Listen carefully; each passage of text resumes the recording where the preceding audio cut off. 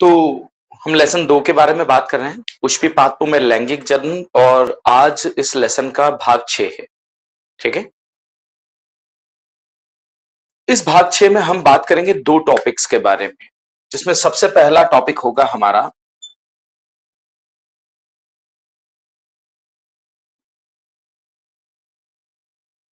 गुरु बीजाणु जनन, और दूसरा होगा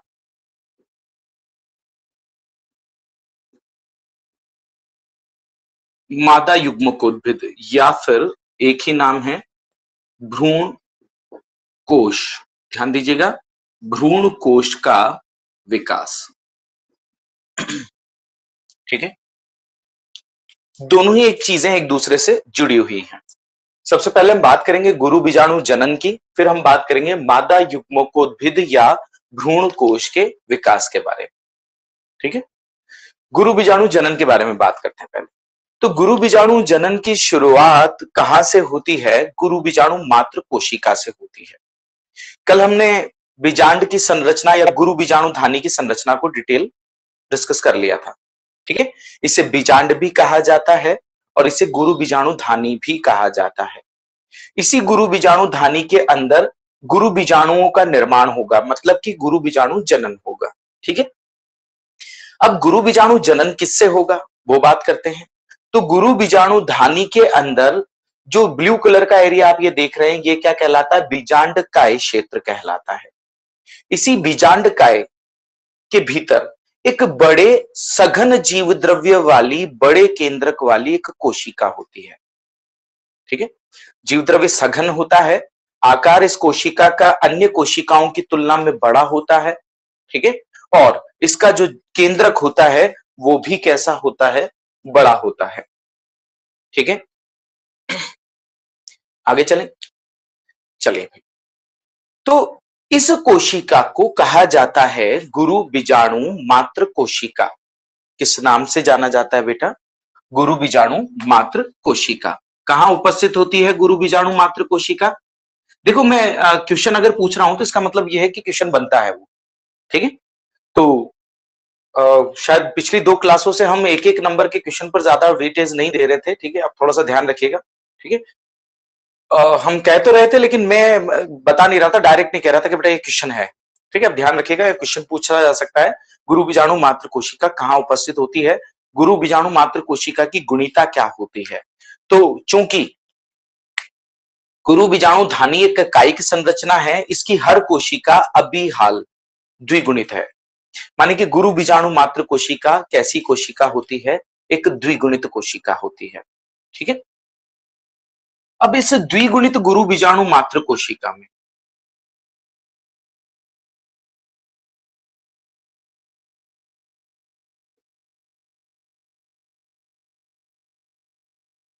कहाँ है उपस्थित?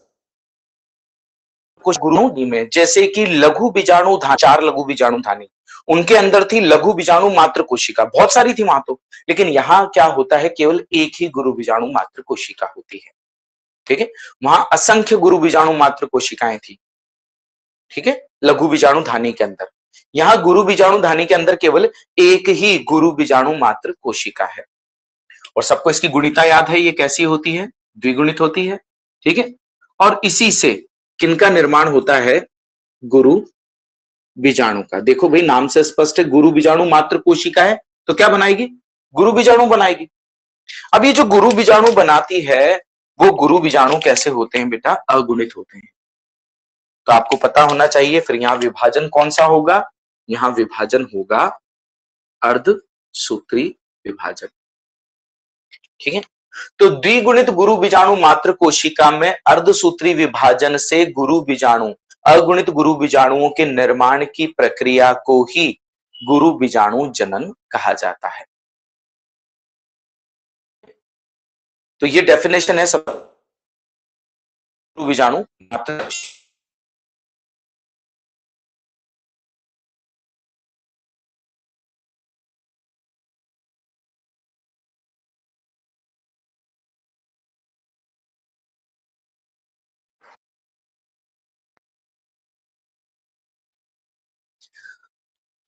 चलिए, इंटरप्शन तो नहीं हो रहा? वॉइस क्लियर है बेटा? सर चलिए तो फिर तो हम बात कर रहे थे गुरु बीजाणु जनन के बारे में। तो गुरु बीजाणु की डेफिनेशन आपसे पूछ ले, क्वेश्चन आपसे पूछ सकता है गुरु बीजाणु जनन किसे कहते हैं, तो आपको जवाब होगा क्या? बहुत ही साधारण सी बात है, गुरु बीजाणु मात्र कोशिका में अर्धसूत्री विभाजन द्वारा गुरु बीजाणुओं के निर्माण की प्रक्रिया को गुरु बीजाणु जनन कहते हैं। ठीक है, थोड़ा सा और टेक्निकल बनाए इसे, क्या? द्विगुणित गुरु बीजाणु मात्र कोशिका में अर्धसूत्री विभाजन द्वारा 4 अगुणित गुरु बीजाणुओं के निर्माण की प्रक्रिया को गुरु बीजाणु जनन कहते हैं। ठीक है, क्लियर है बेटा? चलिए तो हम हेडिंग डालिए, पहले हम लिख लेते हैं गुरु बीजाणु जनन। अच्छा, डायग्राम के लिए जगह छोड़िएगा, वहां पर दोनों डायग्राम बनने थे, है ना, ये वाला और मैंने जो कल बताया था आपको वो वाला। जगह छोड़ दीजिए डायग्राम के लिए और अगला हेडिंग डालिए गुरु बीजाणु जनन।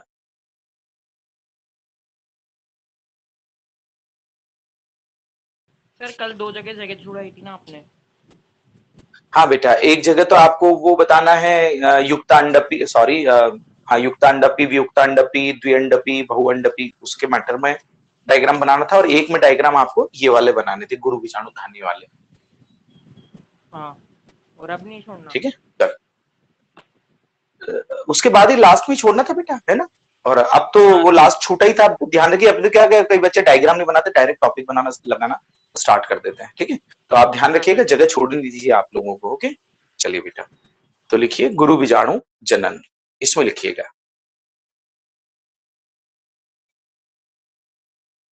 द्विगुणित गुरु बीजाणु मात्र कोशिका में, द्विगुणित गुरु बीजाणु मात्र कोशिका में रिपीट कर दो। द्वि हाँ बेटा बोलो कृतिका, क्या कह रहे हो? रिपीट कर दो। अच्छा बेटा, आपने वो हेडिंग डाल लिया बच्चे गुरु बीजाणु जनन का? हाँ सर। इसमें लिखिए द्विगुणित, द्विगुणित गुरु बीजाणु मात्र कोशिका में, द्विगुणित गुरु बीजाणु मात्र कोशिका में, द्विगुणित गुरु बीजाणु मात्र कोशिका में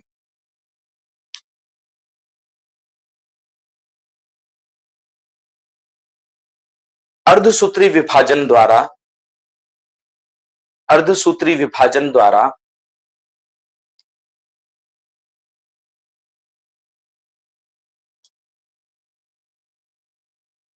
4 अगुणित, अर्धसूत्री विभाजन द्वारा 4 अगुणित, ध्यान दीजिएगा 4 और कैसे हैं वो अगुणित, 4 अगुणित गुरु बीजाणुओं के निर्माण की प्रक्रिया को, गुरु बीजाणुओं के निर्माण की प्रक्रिया को गुरु बीजाणु जनन कहते हैं, गुरु बीजाणु जनन कहते हैं।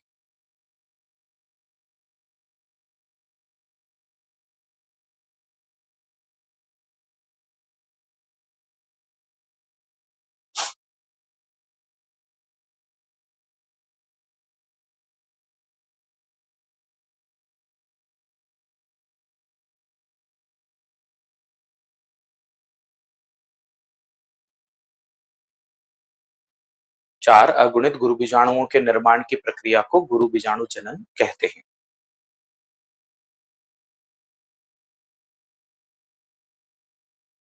क्लियर हो गया बेटा? चलें आगे। कुछ कह रहे बेटा आप?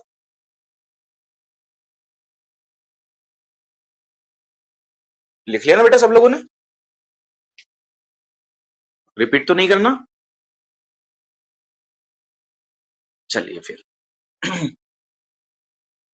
तो देखो गुरु बीजाणु जनन में होता क्या है, यहां हम बना देते हैं एक बीजांड,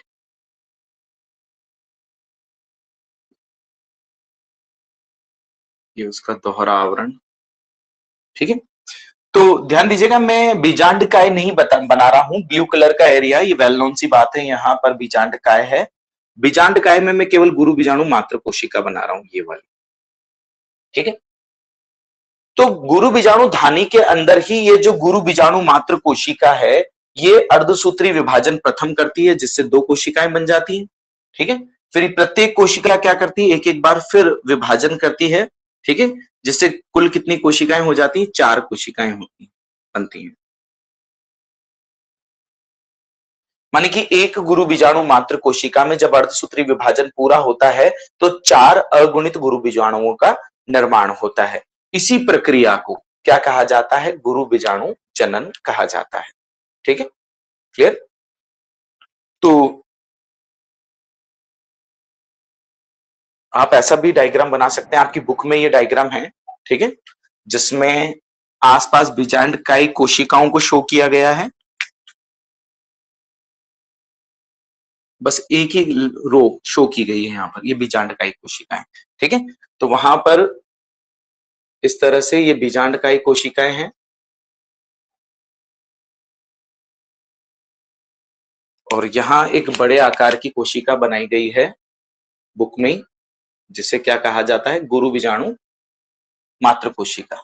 ठीक है, फिर इसी गुरु बीजाणु मात्र कोशिका को पहले 2 भागों में इस तरह से बांट दिया। ठीक है, और एक दूसरा डायग्राम भी इस तरह से दे रखा है, और यहाँ आसपास दे दी उन्होंने बीजांडकाई कोशिकाएं। ठीक है, फिर ऐसा ही एक और डायग्राम बना रखा है उन्होंने, तीसरा डायग्राम, जिसमें इन कोशिकाओं को 4 कोशिकाओं में बदल रखा है। ठीक है, और आसपास मौजूद हैं इस तरह की बीजांडकाई कोशिकाएं। ठीक है, मुझे लगता है कि डायग्राम समझने में आपको प्रॉब्लम नहीं होगी।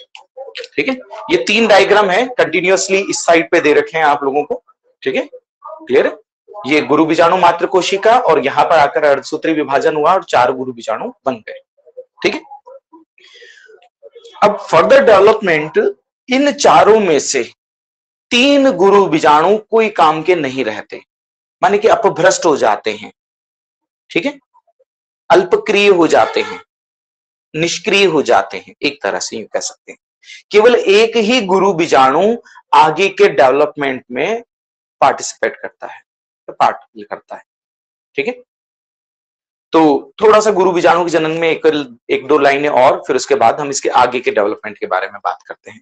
तो लिखिए,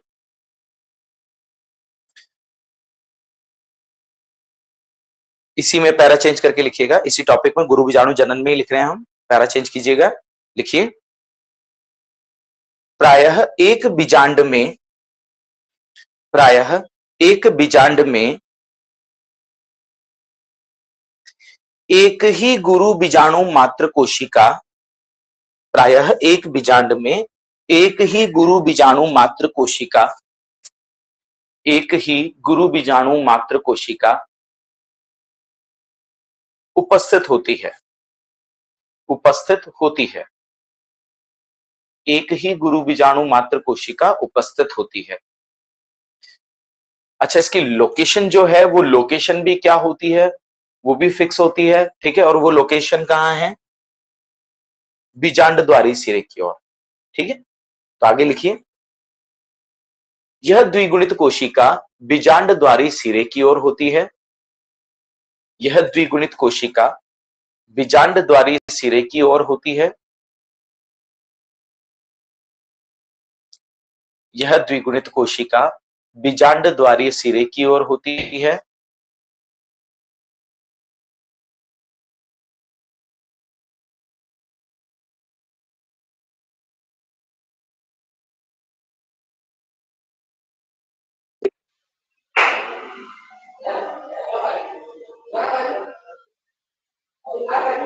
यह कोशिका आकार में बड़ी, यह कोशिका आकार में बड़ी,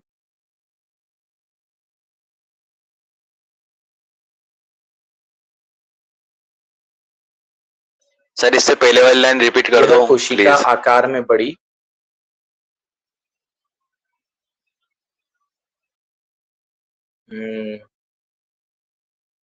यह द्विगुणित कोशिका बीजांड द्वारी सिरे की ओर उपस्थित होती।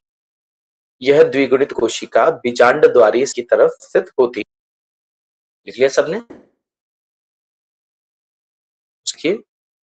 यह कोशिका आकार में बड़ी, किस बात कर रहे हैं बेटा, गुरु बीजाणु मात्र कोशिका के बारे में बात कर रहे हैं।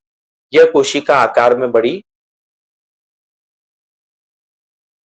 सघन जीवद्रव्य युक्त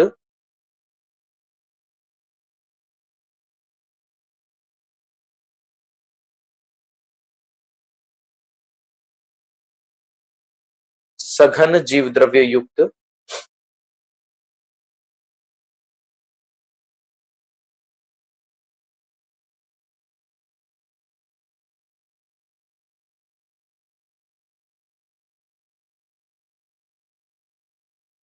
सघन जीवद्रव्य युक्त तथा बड़े केंद्रक वाली होती है,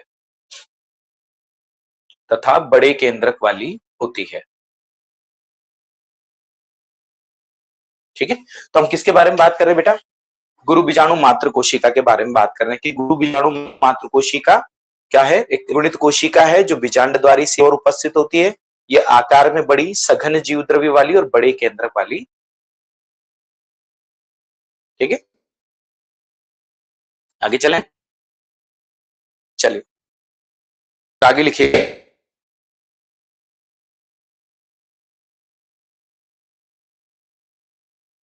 इसी गुरु बीजाणु मात्र कोशिका में अर्धसूत्री विभाजन से गुरु बीजाणु कोशिका में अर्धसूत्री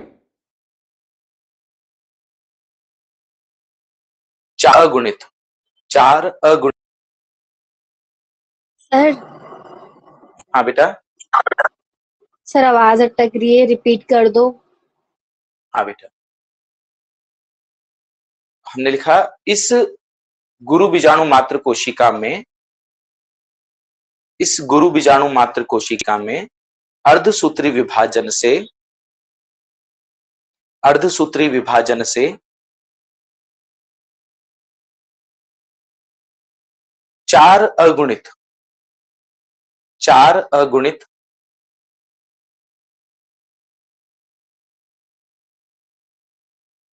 गुरु बीजाणुओं का निर्माण होता है। 4 अगुणित गुरु बीजाणुओं का निर्माण होता है।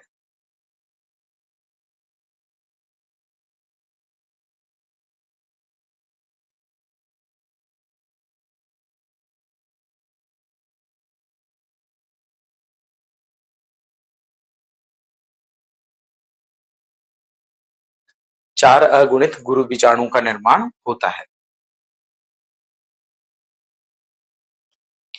ठीक है भाई, तो यह है गुरु बीजाणु और यह है गुरु बीजाणु मात्र कोशिका और यह है गुरु बीजाणु। ठीक है भाई, तो यहां पर कंप्लीट होता है पहला टॉपिक हमारा गुरु बीजाणु जनन।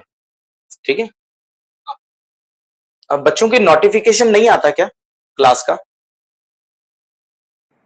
सर आता है ना, आज कम बच्चे हैं, आता है मगर आज बच्चे आता है सर, आता है सर ना। वो तो क्लास मुझे ऐसा करना पड़ेगा, हर रोज वो लिंक भेजना पड़ेगा बेटा। ओपन करने का आता है सर लिंक। चलो कल से मुझे याद दिलाइएगा, मेरे को ग्रुप में मतलब ग्रुप में भेजना पड़ेगा डायरेक्ट, है ना। चलिए बेटा, तो अब आपको ये वाला डायग्राम बनाना है बुक में से गुरु बीजाणु जनन का।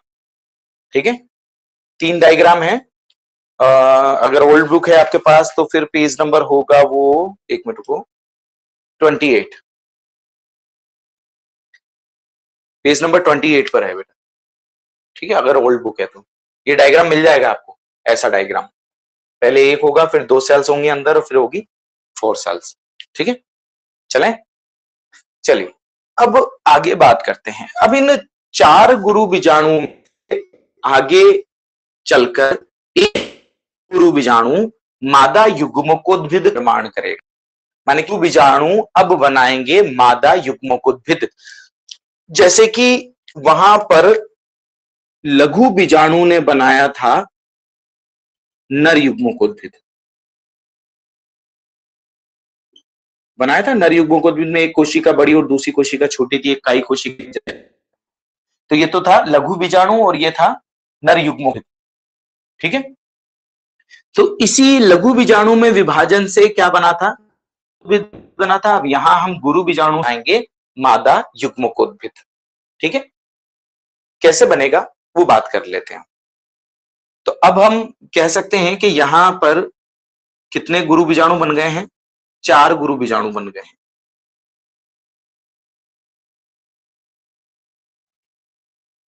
ठीक है, 1 2 3 और ये 4। ठीक है, तो अभी हमें इस डायग्राम की कोई जरूरत नहीं है। ठीक है, मैं मिटा रहा हूं इसको।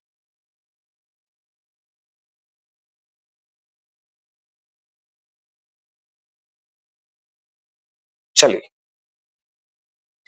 तो उसे मैं यहां निकाल देता हूं, 4 गुरु बीजाणु को, 1 2 3 और ये 4। ठीक है, इन 4 लघु बीजाणुओं में से 3 लघु बीजाणु क्या हो जाते हैं? नष्ट हो जाते हैं। ठीक है, और केवल एक ही लघु बीजाणु, सॉरी गुरु बीजाणु, एक ही गुरु बीजाणु आगे के परिवर्धन में भाग लेता है।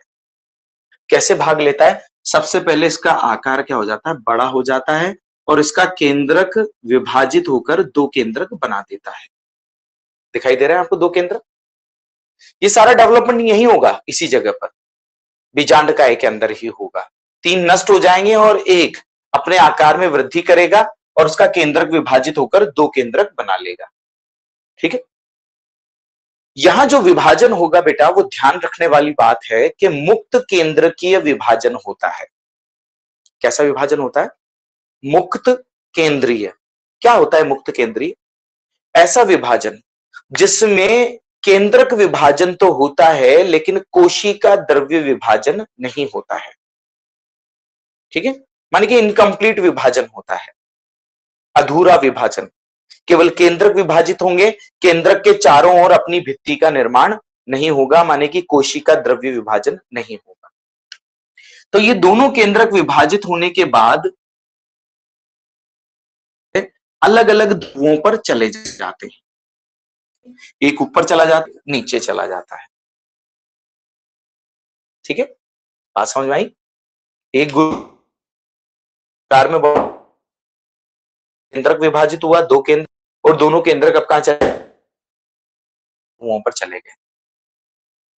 विपरीत ध्रुव के बाद यहां पर ये केंद्रक एक एक बार विभाजन करते हैं, जिससे ये 2 केंद्रक हो जाते हैं और यहां भी 2 केंद्रक हो जाते हैं। फिर एक बार वापस ये विभाजन करते हैं, यहां पर 4 केंद्र और यहां भी 4 केंद्रक हो जाते हैं। ठीक है, माने कि केंद्रक हो जाते हैं 8 केंद्रक, और ये 8 केंद्रक में से 4 विपरीत पर होते हैं। बाद करता है, कहां गति करता है? केंद्रीय भाग की ओर।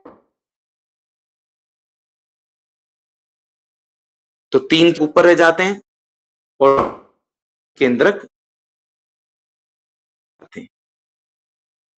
तो एक एक केंद्रक यहां केंद्रीय भाग में। ठीक है, बात समझ? फिर ध्रुवों पर गए, वहां पर 2 बार विभाजन हुआ, 2 बार विभाजन, केंद्रक ऊपर, 4 केंद्रक नीचे, 4 में से एक केंद्रक अलग अलग ध्रुव केंद्रीय भाग में आता है। नीचे से भी एक आता है और ऊपर से भी एक आता है। बेटा साउंड प्रॉब्लम आ रहा है आपके? यस सर, साउंड प्रॉब्लम, आवाज अटक रही है बहुत। चलिए वापस देखो, देख। हाँ, रिपीट करो सर। सभी बच्चों? Yes sir. हो सकता है, हाँ बेटा, वो हो सकता है आप लोगों के नेटवर्क इशू हो बेटा। पवन के क्लियर आ रही है आवाज। चलो कोई बात नहीं, मैं रिपीट कर दूंगा। क्लियर है सर। Thank you. हाँ थैंक यू बेटा। हाँ बेटा थैंक यू। ठीक है बेटा, अब वापस रिपीट कर देता हूँ। ठीक है, तो एक गुरु बीजाणु ही भाग लेता है आगे के परिवर्धन में। उस एक गुरु बीजाणु का केंद्रक विभाजित होता है, मुक्त केंद्रीय विभाजन होता है। यहाँ पर केंद्रक विपरीत ध्रुवों पर चले जाते हैं और वहां जाने के बाद 2 बार विभाजन फिर करते हैं, जिससे 4 केंद्रक ऊपर और 4 केंद्रक नीचे हो जाते हैं। आगे के विकास में 4 केंद्रक में से एक एक केंद्रक कहां आ जाता है? केंद्रीय भाग में। और अब यहां कोशिका भित्ति का निर्माण प्रारंभ हो जाता है। ठीक है, यहां ऊपर की 3 जो कोशिकाएं बची उनके चारों ओर अपनी अपनी मौजूद होती है, बन जाती है। ठीक है, नीचे की भी जो 3 कोशिकाएं हैं उनमें भी अपनी स्वयं अलग भित्ति का निर्माण हो जाता है।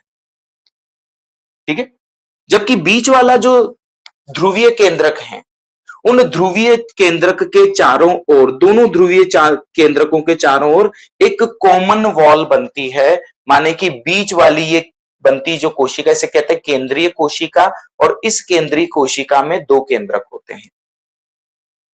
ठीक है, तो इस प्रकार यहां पर 8 केंद्रकीय और 7 कोशिकीय संरचना बनती है। केंद्रक तो 8 हैं, लेकिन कोशिकाओं की संख्या अगर देखी जाए तो कोशिकाओं की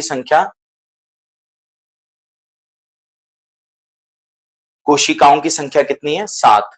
केंद्रक की संख्या 8, कोशिकाओं की संख्या 7। ठीक है, क्लियर बेटा? तो ये जो संरचना बनी है, इसी संरचना को कहा जाता है बेटा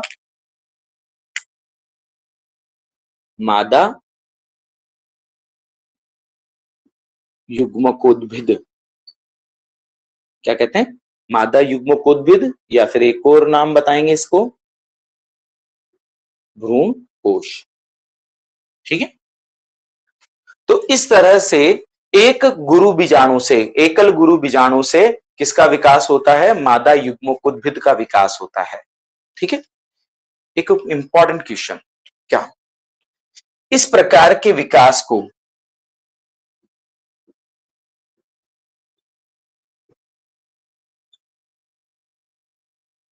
एक बीजाणुज विकास कहते हैं? ठीक है, तो क्वेश्चन आपसे पूछ सकता है कि एक बीजाणुज विकास किसे कहा जाता है? ठीक है, तो हम क्या कहेंगे? आवर्त बीजीय पादपों में केवल एकमात्र गुरु बीजाणु से आगे चलकर एकमात्र मादा युग्मकोद्भिद या भ्रूणकोश का निर्माण होता है। इस प्रकार के विकास को एक बीजाणुज विकास कहा जाता है। देखो, एक बीजाणुज विकास, एक बीजाणु से होने वाला विकास, तो एक बीजाणु से ही मादा युग्मकोद्भिद का विकास हुआ, इसलिए इसे क्या कहते हैं? एक बीजाणुज विकास कहते हैं। मैं अभी लिखवा दूंगा इसको। ठीक है, तो यहां तक कोई प्रॉब्लम है क्या बेटा किसी को? हमने पहला टॉपिक पढ़ा था गुरु बीजाणु जनन, अब हम दूसरा टॉपिक पढ़ रहे हैं। हेडिंग डालिए, मादा युग्मकोद्भिद या भ्रूणकोश का विकास। मादा युग्मकोद्भिद या भ्रूणकोश का विकास, या डायरेक्ट हेडिंग डालो मादा युग्मकोद्भिद, बस काफी होगा।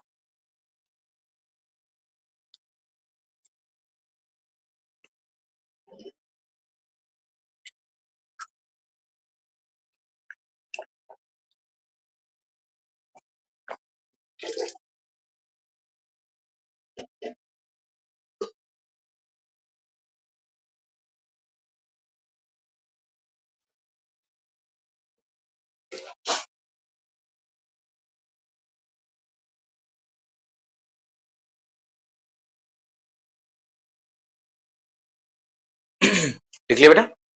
चलिए इसमें लिखिए। सुदीप, अब आवाज ठीक आ रही बेटा?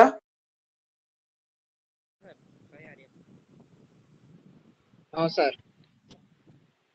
अच्छा सही आ रही है सर। अच्छा, थैंक यू बेटा। आगे देखियो, तो हम बात कर रहे हैं किसके बारे में? इस युग्मकोद्भिद के विकास के बारे में। किससे होता है मादा युग्मकोद्भिद का विकास?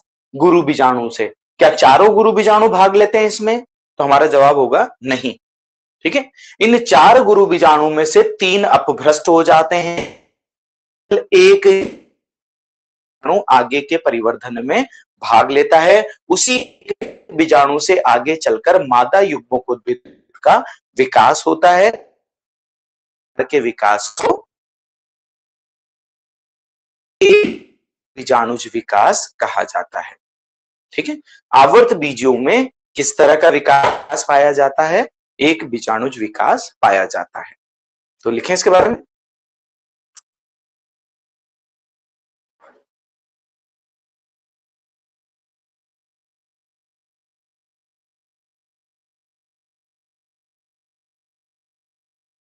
चलिए तो लिखिए, अधिकांश पुष्पीय पादपों में, लिखिए जरा, अधिकांश पुष्पीय पादपों में, अधिकांश पुष्पीय पादपों में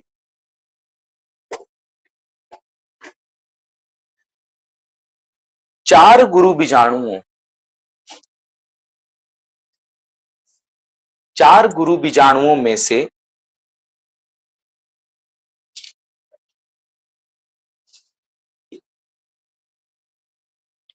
4 गुरु बीजाणुओं में से केवल एक गुरु बीजाणु, 4 गुरु बीजाणुओं में से केवल एक गुरु बीजाणु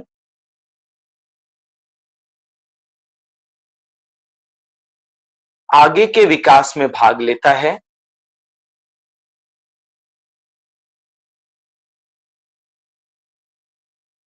आगे के विकास में भाग लेता है,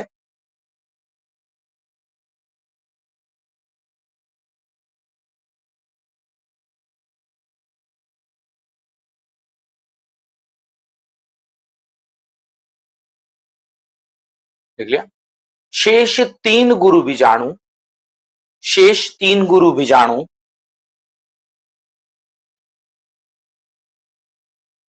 शेष 3 गुरु बीजाणु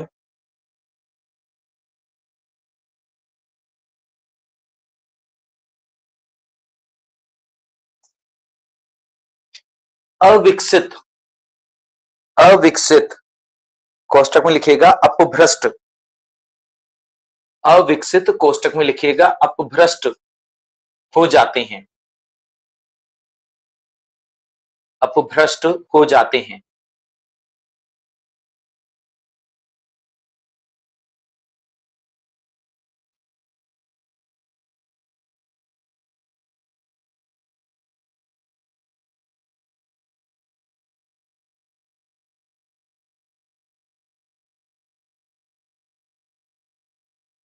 ठीक है,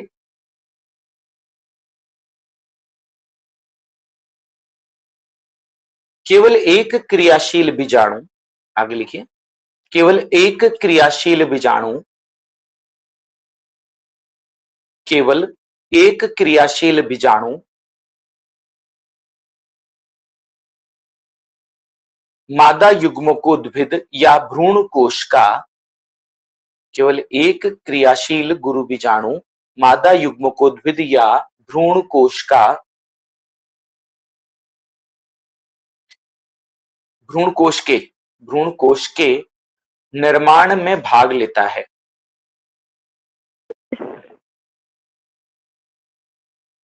सर रिपीट कर दो। हाँ बेटा, क्या था? केवल एक क्रियाशील गुरु बीजाणु मादा युग्मकोद्भिद या भ्रूण कोश के विकास में भाग लेता है, मादा युग्मकोद्भिद या भ्रूण कोश के विकास में भाग लेता है। सर हाँ बेटा, सर वो निर्माण में भाग लेता है ऐसे लिखाया था ना आपने। हाँ बेटा, निर्माण में भाग लेता है या विकास में भाग लेता, बात एक ही बेटा, ठीक है। निर्माण में या विकास में भाग लेता है, दोनों में से कुछ भी लिख सकते हो बेटा, ठीक है। चलें आगे। एक अकेले, आगे लिखिए, एक अकेले गुरु बीजाणु से, एक अकेले गुरु बीजाणु से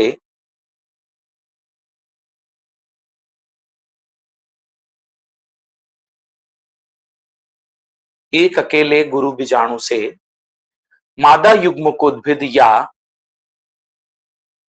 मादा युग्मकोद्भिद या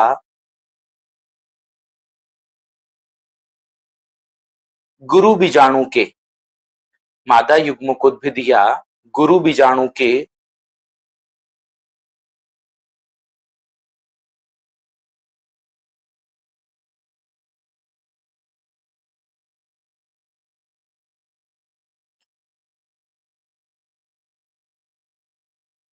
विकास की प्रक्रिया को, विकास की प्रक्रिया को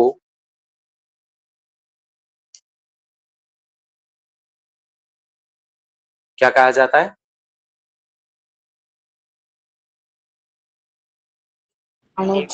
एक, शाबाश, एक बीजाणुज विकास कहा जाता है। एक बीजाणुज विकास कहा जाता है।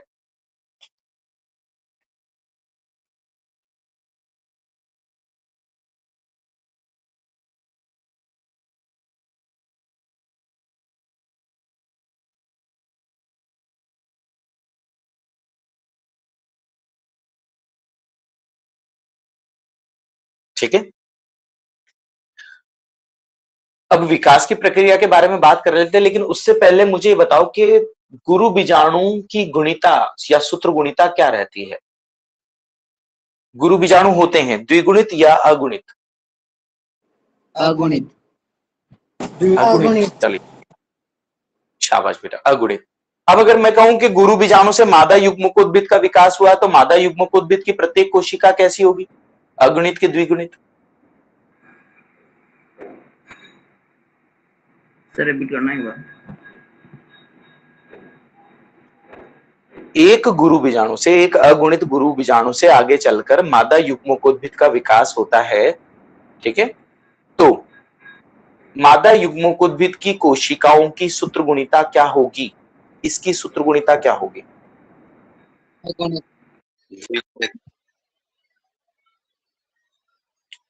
सभी अगुणित होंगी बेटा। नहीं बेटा पवन, सभी द्विगुणित होंगी। ठीक है, सॉरी, सभी अगुणित होंगी, है ना? क्योंकि अगुणित से ही हुआ है, और अगुणित से समसूत्री विभाजन होकर जितनी भी कोशिकाएं बनेंगी, अगुणित जितनी बार विभाजन करेगा वो अगुणित कोशिकाएं ही बनाएगा बेटा। ठीक है, चले आगे। चलिए, तो आगे के विकास की बात करते हैं। तो हमने कहा कि तीन में से एक तो क्या हो गया, क्रियाशील रहा, बाकी के तीन क्या हो गए, अपभ्रष्ट हो गए। अब आगे के विकास की बात करते हैं कि एक क्रियाशील गुरु बीजाणु का केंद्रक क्या होता है, विभाजित होता है, जिससे दो केंद्रक बनते हैं।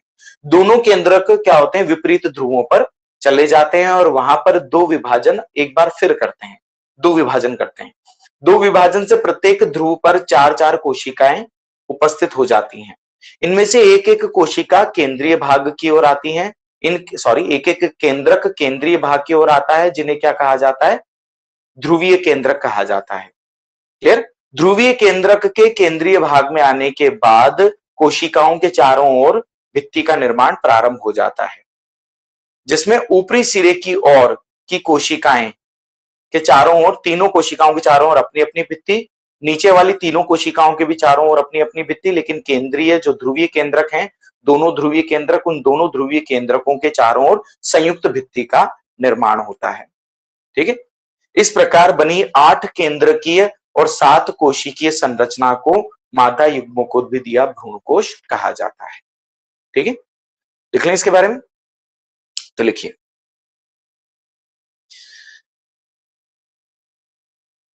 क्रियाशील गुरु बीजाणु के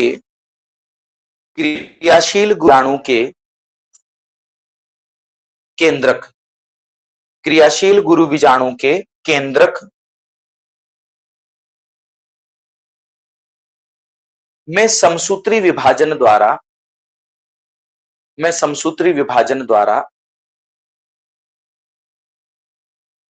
सर रिपीट कर दो। दो केंद्र,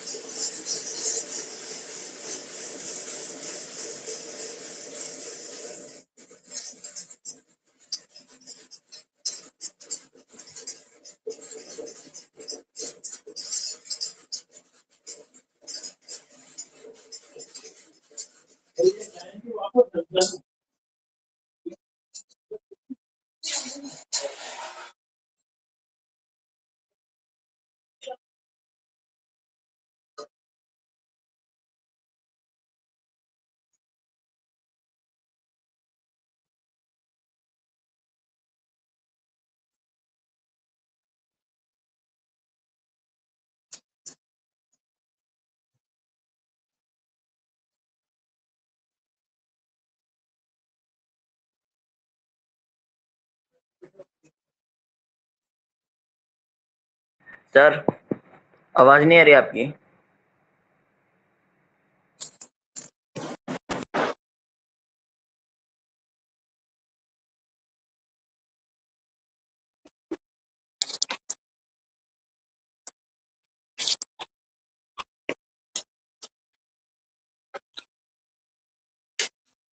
चलिए भाई, तो कहा तो हमने कहा कि हाँ, क्रियाशील गुरु बीजाणु में के केंद्रक में सूत्री विभाजन से कितने केंद्रकों का निर्माण होता है? 2 केंद्रकों का निर्माण होता है। लिख लिया यहां तक? यहां तक लिख लिया था क्या बेटा? नहीं सर। Yes sir. चलिए, क्रियाशील गुरु बीजाणु के केंद्रक में सूत्री विभाजन द्वारा लिखिए आगे। सूत्री विभाजन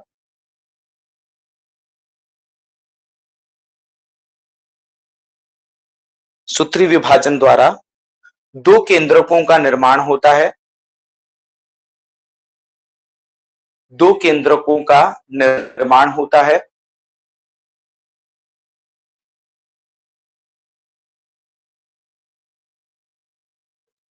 दो केंद्रकों का निर्माण होता है। ये दोनों केंद्रक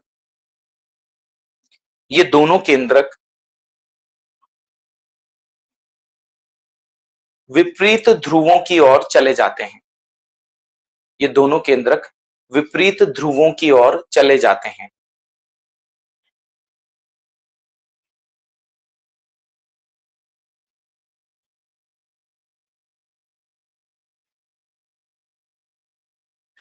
ये दोनों केंद्रक विपरीत ध्रुवों की ओर चले जाते हैं।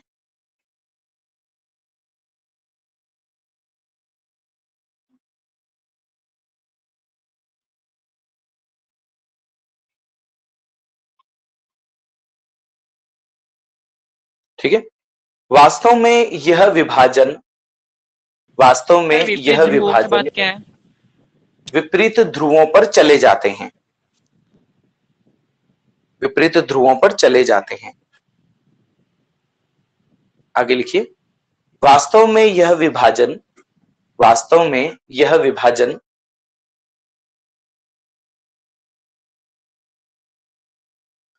मुक्त केंद्रकीय प्रकार का होता है। वास्तव में यह विभाजन मुक्त केंद्रकीय प्रकार का होता है।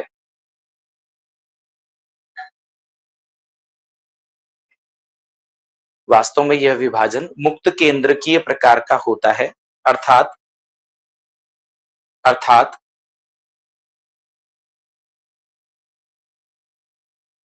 केंद्रकों के चारों ओर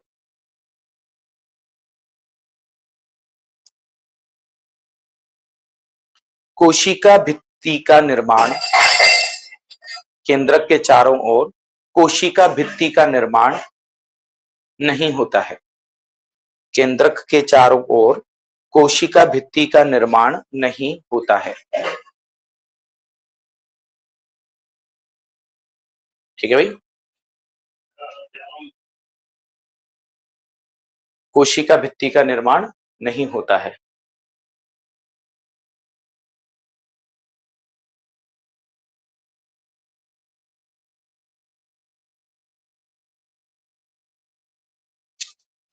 आगे लिखिए, विपरीत ध्रुवों पर पहुंचने के पश्चात, विपरीत ध्रुवों पर पहुंचने के पश्चात, विपरीत ध्रुवों पर पहुंचने के पश्चात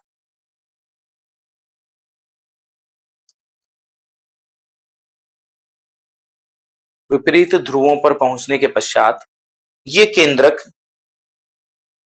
केंद्रक दो अन्य क्रमिक सूत्री विभाजन करते हैं। दो अन्य सर केंद्रक के बाद ये केंद्रक दो अन्य क्रमिक समसूत्री विभाजन, दो अन्य क्रमिक समसूत्री विभाजन करते हैं। दो अन्य क्रमिक समसूत्री विभाजन करते हैं। परिणाम स्वरूप प्रत्येक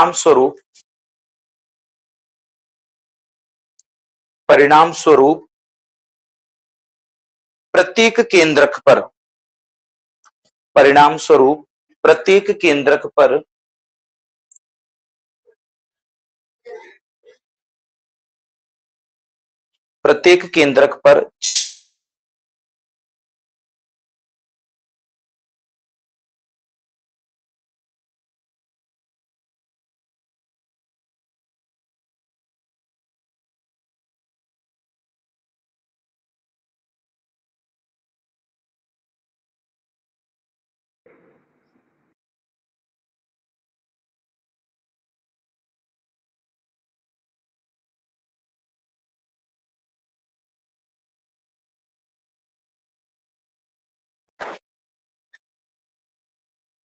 प्रत्येक ध्रुव पर चार केंद्रक,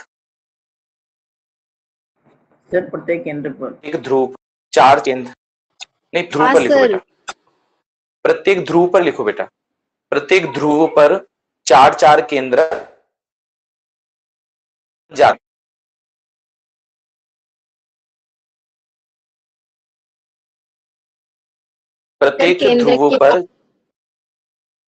प्रत्येक ध्रुव पर चार केंद्रक बन जाते हैं।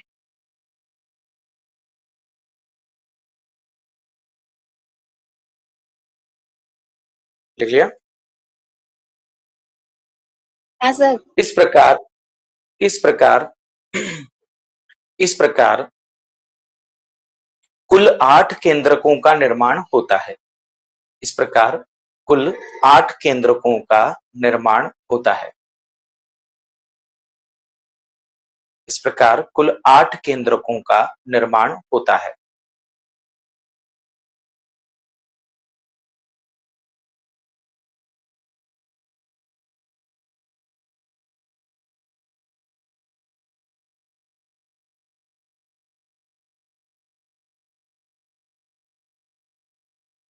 अब पैरा चेंज कीजिए। बन गया बेटा 8 केंद्रक, 4 ऊपर 4 नीचे। अब क्या होता है? प्रत्येक ध्रुव से एक एक केंद्रक केंद्रीय भाग की ओर आता है। पैरा चेंज करके लिखिए, प्रत्येक ध्रुव से एक एक केंद्रक केंद्रीय भाग की ओर आता है।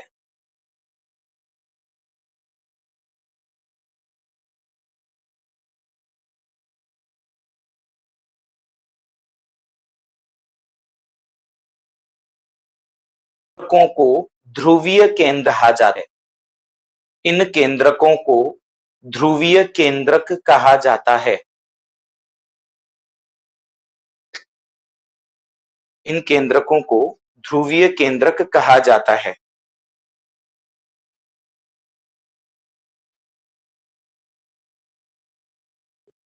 सर इसके पहले की लाइन रिपीट हो।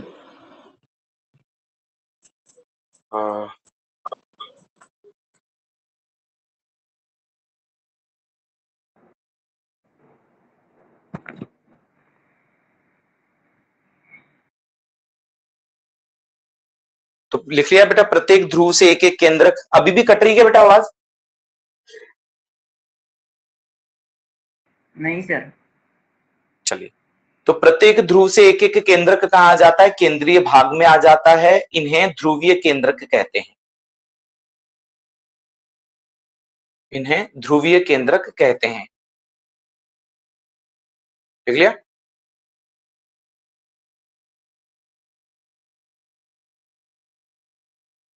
इसके पश्चात अब क्या होता है बेटा? इसके पश्चात कोशिकाओं के चारों ओर कोशिका भित्ति का निर्माण होना प्रारंभ हो जाता है। ठीक है? इसके पश्चात केंद्रकों के चारों ओर कोशिका भित्ति का निर्माण केंद्रक के चारों ओर कोशिका भित्ति का निर्माण प्रारंभ हो जाता है। केंद्रक के चारों ओर तो केंद्रक झिल्ली का निर्माण होगा ना।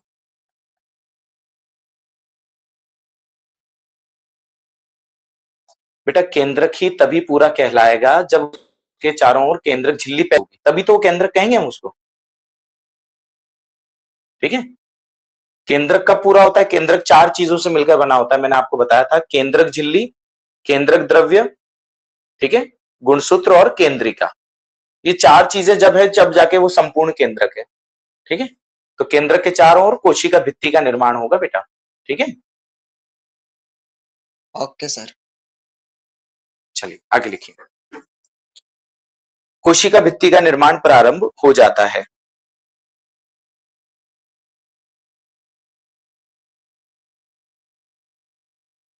पैरा चेंज करो। 8 में से 6 केंद्रकों 8 में से 6 केंद्रकों के चारों ओर। सर पैराग्राफ चेंज करना है क्या? हाँ बेटा। 8 में से 6 केंद्रकों के चारों ओर 8 में से 6 केंद्रकों के चारों ओर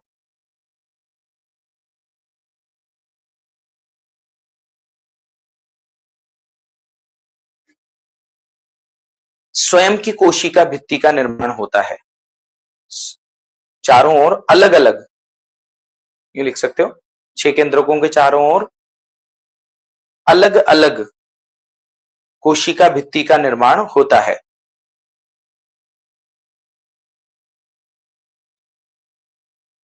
जबकि शेष बचे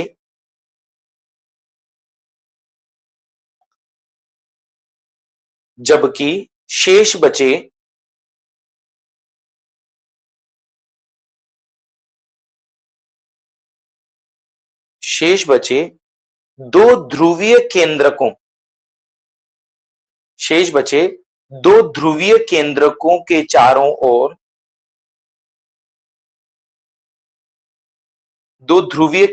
के चारों ओर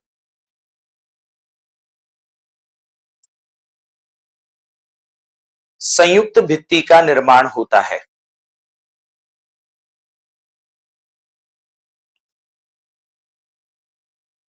ध्रुवीय केंद्रकों के चारों ओर संयुक्त भित्ति का निर्माण होता है।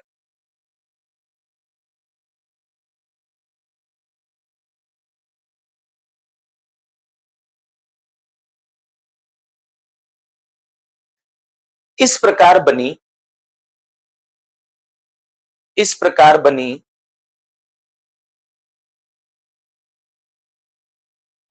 8 केंद्रकीय, इस प्रकार बनी 8 केंद्रकीय, कितने केंद्रक है? 8 केंद्रक है, 3 ऊपर 3 नीचे और 2 बीच में, और कोशिकाएं कितनी? 7 है ना। 8 केंद्रकीय तथा 7 कोशिकीय संरचना को, इस प्रकार बनी 8 केंद्रकीय तथा 7 कोशिकीय संरचना को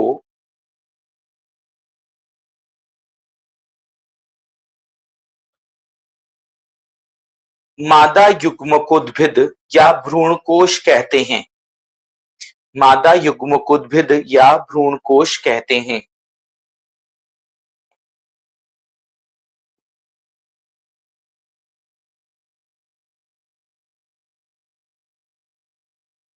मादा युग्मकोद्भिद या भ्रूणकोश कहते हैं।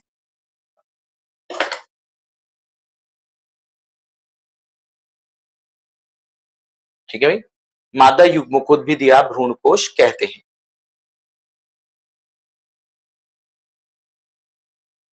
क्लियर है? अब थोड़ा सा साफ दिखाई दे इसलिए मैं थोड़ा सा बड़ा कर देता हूं इस मादा युग्मकोद्भिद या भ्रूणकोश को।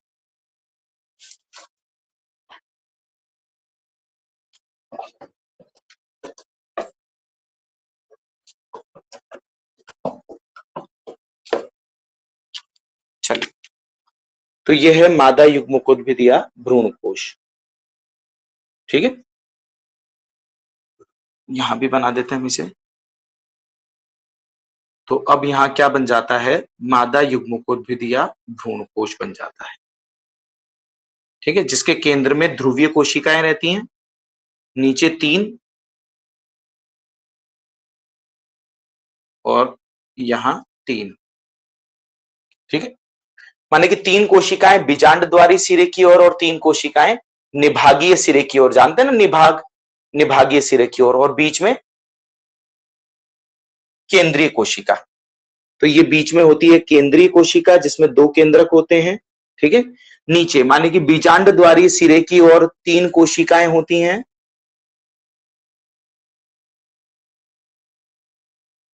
ठीक है, जिसमें एक नाशपाती के आकार की बड़ी कोशिका कहलाती है अंड कोशिका। क्या कहलाती है? अंड कोशिका। ठीक है, और इन 2 कोशिकाओं को कहते हैं, आसपास वाली 2 कोशिकाओं को सहायक कोशिका। क्या कहा जाता है बेटा? सहायक कोशिका। ठीक है, और इन तीनों को सम्मिलित रूप से कहा जाता है अंड समुच्चय। माने कि अंड कोशिका और सहायक कोशिकाएं मिलकर क्या बनाती हैं? अंड समुच्चय बनाती हैं। और अंड समुच्चय में कुल कितनी कोशिकाएं होती हैं? 3 कोशिकाएं होती हैं, जिनमें से एक बड़ी नाशपाती के आकार की कोशिका अंड कोशिका और बाकी की 2 सहायक कोशिका। किधर की तरफ होता है अंड समुच्चय? बीजांड द्वार की तरफ। जबकि निभागीय सिरे की ओर भी 3 कोशिकाएं होती हैं, जिनके पास भी अपनी अपनी भित्ति होती है। ठीक है, इन तीनों कोशिकाओं को कहा जाता है प्रतिमुखी कोशिकाएं या एंटीपोडल सेल्स। ठीक है,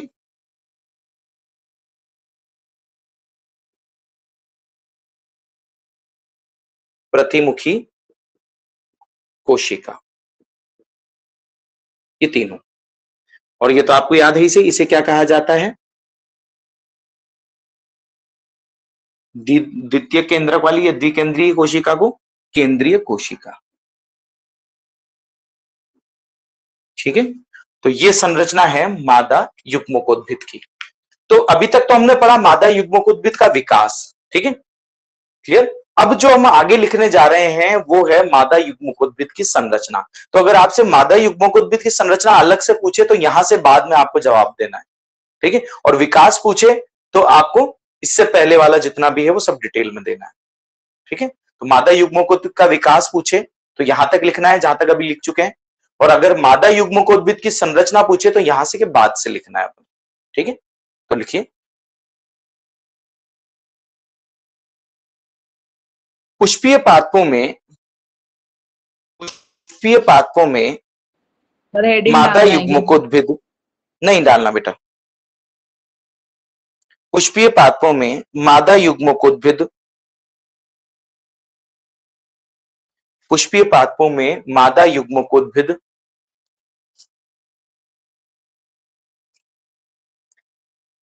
8 केंद्रकीय एवं 7 कोशिकीय संरचना होती है। 8 केंद्रकीय एवं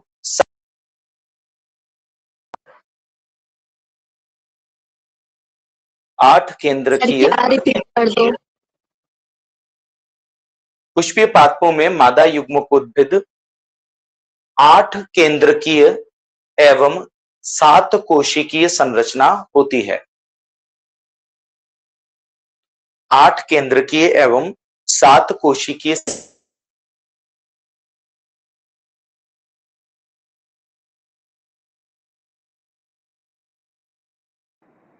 सर वीडियो अटक रही है। हाँ सर। हाँ सर वीडियो अटक रही।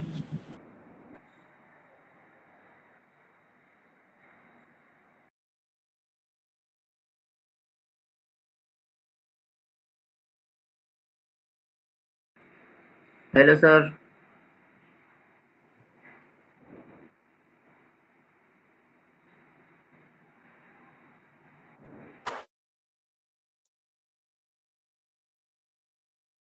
केंद्रकीय तथा 7 कोशिकीय संरचना है।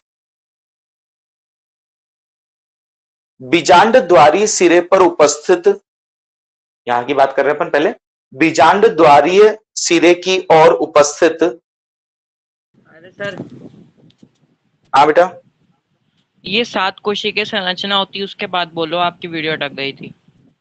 हाँ 7 कोशिकीय संरचना होती है उसके बाद ही लिखा रहा हूं बेटा, हाँ सर। है ना। बीजांड द्वारीय सिरे की ओर, बीजांड द्वारीय सिरे की ओर उपस्थित, बीजांड द्वारीय सिरे की ओर उपस्थित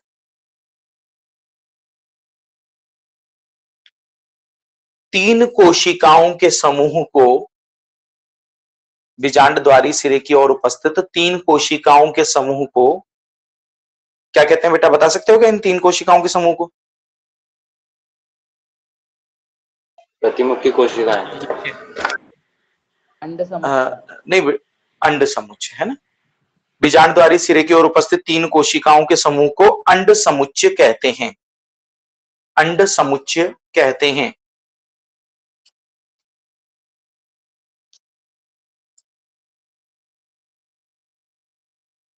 जिसमें जिसमें जिसमें एक बड़े नाशपाती के आकार की कोशिका, थोड़ा सा फास्ट लिखो बेटा, है ना, और जो पीछे रह जाए ना तो वो रिकॉर्डिंग में देख लेना भाई। जिसमें बड़े नाशपाती के आकार की कोशिका को अंड कोशिका कहते हैं।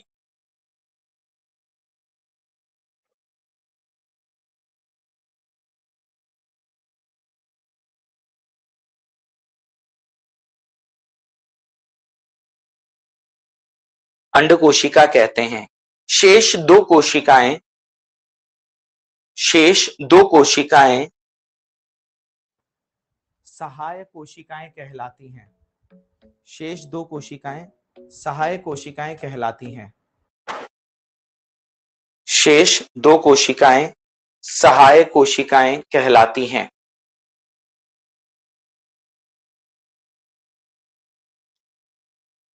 शेष 2 कोशिकाएं सहाय कोशिकाएं कहलाती हैं। इनमें से एक सहायक कोशिका इनमें से एक सहायक कोशिका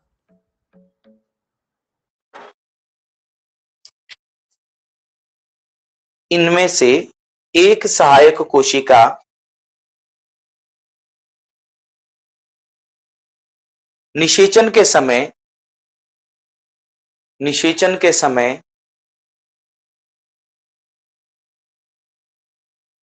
पराग नली के प्रवेश में सहायता प्रदान करती हैं। पराग नली के प्रवेश में सहायता प्रदान करती हैं।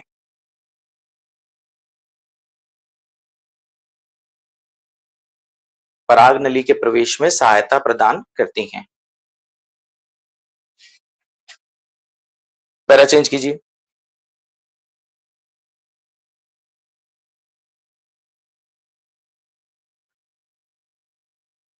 बीजांड द्वारी सिरे की ओर निभागीय सिरे की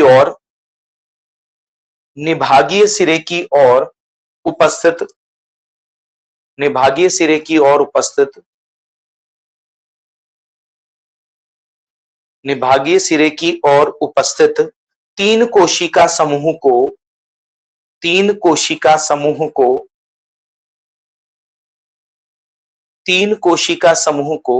प्रतिमुखी कोशिकाएं कहते हैं। तीन कोशिका समूह को प्रतिमुखी कोशिकाएं कहते हैं। तीन कोशिका समूह को प्रतिमुखी कोशिकाएं कहते हैं या प्रतिव्यासांत। प्रतिमुखी या प्रतिव्यासांत कोशिकाएं कहते हैं।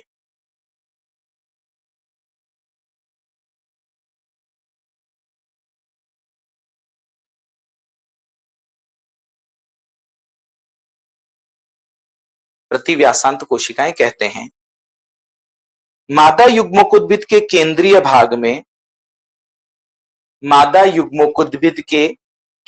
भाग में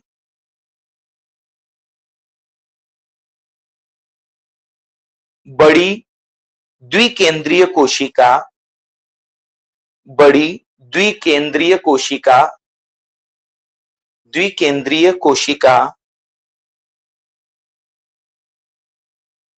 को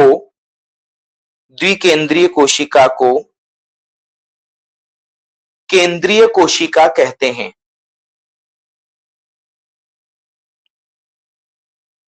द्विकेंद्रीय कोशिका को केंद्रीय कोशिका कहते हैं।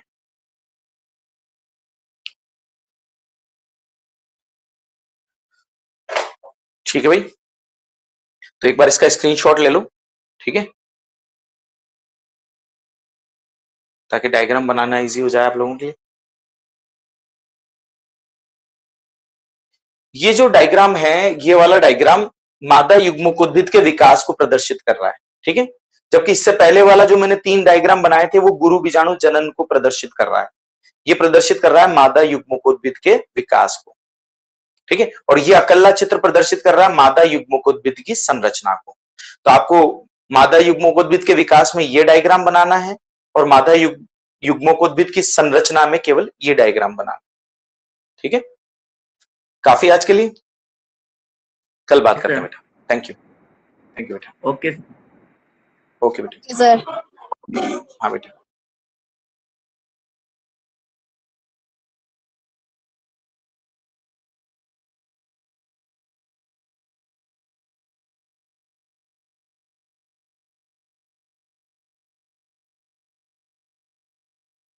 हाँ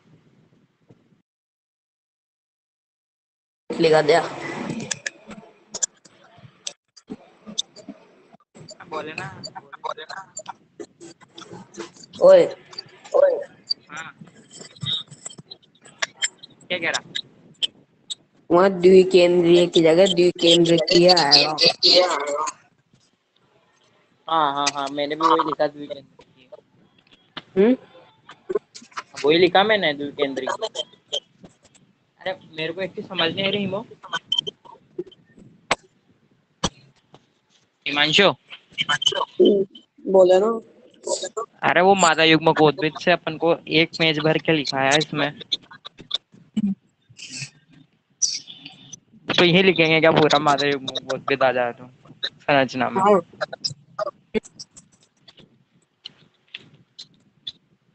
सिंपल ही मैं बस पता नहीं बनाना था।